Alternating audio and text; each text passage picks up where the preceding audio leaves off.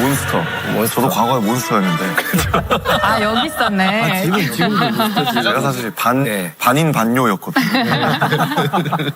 근데 왜 그런 이름 정하게 된 거예요? 이게 그냥 뭐랄까. 멋있어 보인. 근데 또 미국에 갈지 몰랐을 거 아니에요? 네, 그때는 미국 진출은 꿈에도 못 꾸던 시절이라. 아, 근데 그렇게 부끄러운 이름은 사실 아니잖아요. 그런 건 아닌데. 뭘까, 팩이 그래도 있고. 인간을 몬스터라고 이제 칭하는 게. 너무 거대한 존재를 설정했나? 네, 다음 생에는 그냥 랩 휴먼으로.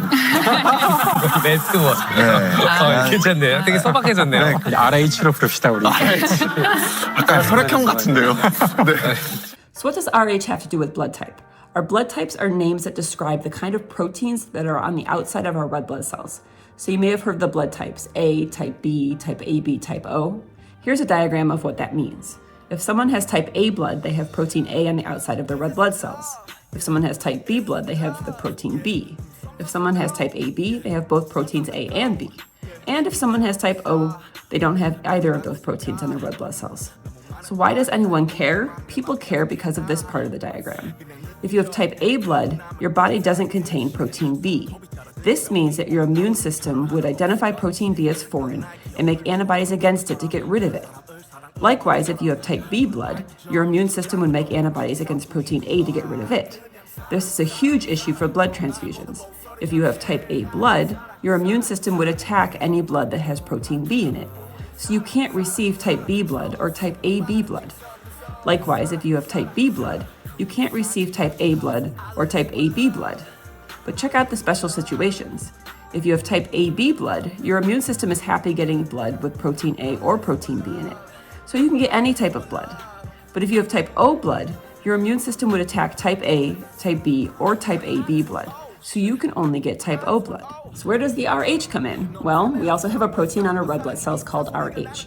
So if you have the Rh protein, then you are Rh positive. If you do not have the Rh protein, you are Rh negative. So if your blood type is B positive, you have the B protein and you have the Rh protein.